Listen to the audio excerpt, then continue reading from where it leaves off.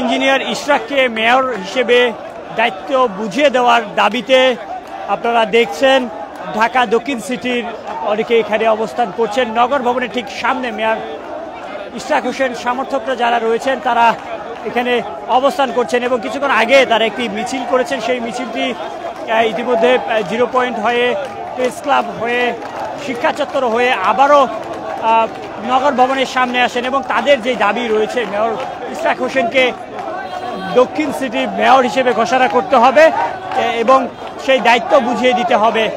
এবং তারা বারবার বলছিলেন যে গ্র্যাজুয়েট প্রকাশ হওয়ার পরেও আসলেই কেন এত বাধা, সেই প্রশ্নটি বারবার করছিলেন এবং তারা বলছিলেন যে দ্রুততম সময়ের মধ্যে ইশরাক হোসেনকে মেয়র হিসেবে দায়িত্ব বুঝিয়ে দিতে হবে এবং যদি সেটি দিতে বিলম্ব হয় তাহলে তারা এর থেকে কঠোর কর্মসূচি ঘোষণা দিবেন এবং রাজপথে আরও সরব হবেন।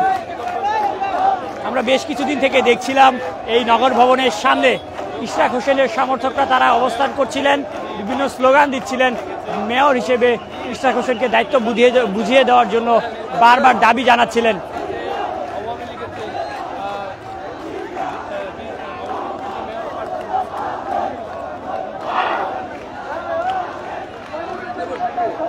আজ নগর ভবন টু সচিবালয় লং মার্চ ডাকা হয়েছিল মেয়র হিসেবে ইশরাক হোসেনকে ঘোষণা দেওয়ার দাবিতে। সেই মিছিলটি কিছুক্ষণ আগে নগর ভবন থেকে যাত্রা শুরু করে 0 পয়েন্ট থেকে শুরু করে প্রেস ক্লাব শিক্ষা চত্বর হয়ে আবারও নগর ভবনের সামনে এসে অবস্থান নেয় মেয়র ইশরাক হোসেনের সমর্থকরা।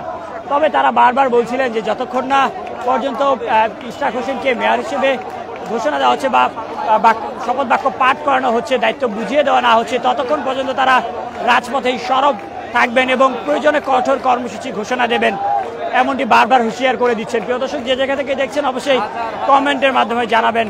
যদি এই বিষয় নিয়ে আপনার কোনো মন্তব্য থেকে থাকে সেটিও কমেন্টে জানাতে পারেন।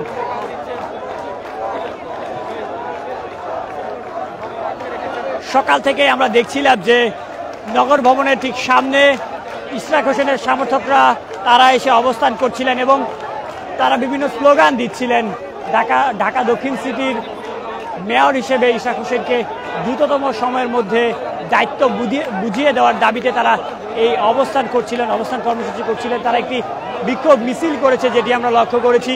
সেই মিছিলটি সচিবালয় অভিমুখী ছিল। অর্থাৎ আপনাদের জানিয়ে রাখি, আজকে পূর্ব ঘোষণা অনুযায়ী নগর ভবন টু সচিবালয়ে লং মার্চ ছিল মেয়র হিসেবে ইশরাক হোসেনকে ঘোষণার দাবিতে। সেই লক্ষ্যেই সকাল থেকে মেয়র ইশরাক সমর্থকরা তারা নগর ভবনের সামনে এসে অবস্থান করছিলেন এবং বেলা 11টার পর মূলত একটি মিছিল নিয়ে সেদিকে এগিয়ে যায় এবং আমরা দেখছিলাম যে সচিবালয়ের প্রতিটি প্রবেশদ্বারেই আইন শৃঙ্খলা রক্ষাকারী বাহিনী তারা কঠোর অবস্থানে রয়েছেন, গার্ড, হেলমেট, বুলেটপ্রুফ জ্যাকেট পরে ব্যারিকেড দিয়ে রেখেছেন।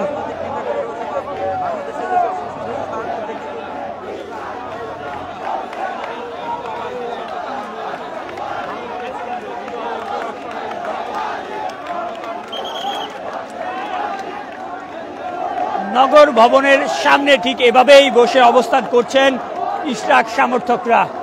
তবে শুধু আজকেই নয়, বেশ কিছুদিন থেকেই নগর ভবনের সামনে এভাবে অবস্থান করছেন এবং তাদের দাবি মূলত মেয়র হিসেবে ইঞ্জিনিয়ার ইশরাককে বসাতে হবে এবং সেই দায়িত্ব দ্রুততম সময়ের মধ্যে বুঝিয়ে দিতে হবে। সেই দাবিতেই মূলত তারা অবস্থান করছিলেন, আমরা দেখছিলাম। এবং আজকে ব্যতিক্রম ঘটেনি। আজকে পূর্ব যে কর্মসূচি ঘোষণা দিয়েছিলেন সেই ঘোষণা অনুযায়ী নগর ভবনের সামনে থেকে সচিবালয় অভিমুখে একটি লং মার্চ অর্থাৎ একটি বিক্ষোভ মিছিল নিয়ে গিয়েছিলেন। সেই মিছিল আবারও নগর ভবনের সামনে এসে অবস্থান করছেন।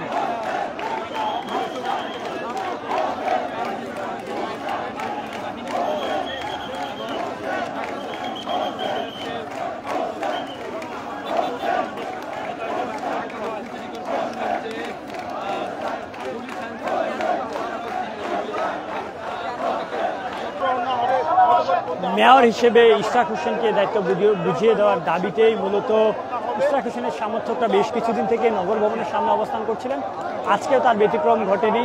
আজকে মূলত এই নগর ভবনের সামনে থেকে তারা কিছুক্ষণ আগে একটি মিছিল নিয়ে তারা সচিবালয় অভিমুখে লং মার্চ করেন, সেটি শেষ করে আবারও নগর ভবনের সামনে এসে অবস্থান করেন। এবং এখানে দেখছেন ইশরাক হোসেনের সমর্থকরা, হাজার হাজার ইশরাক হোসেনের সমর্থকদের উপস্থিতি এখানে রয়েছেন এবং তাদের যে দাবি রয়েছে সেই দাবি আদায়ের লক্ষ্যে তাদের এই আজকের অবস্থান।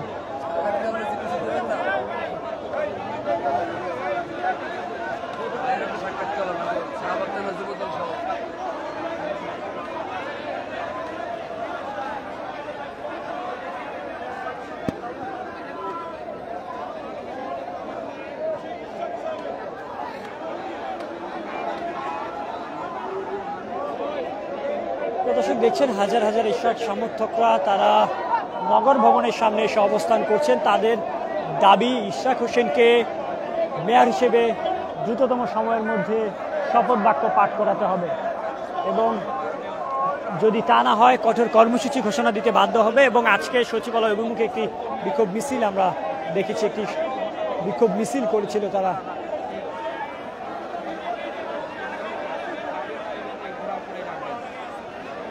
Immigration to Canada.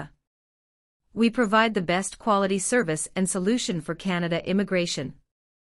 Please visit our website and contact for details.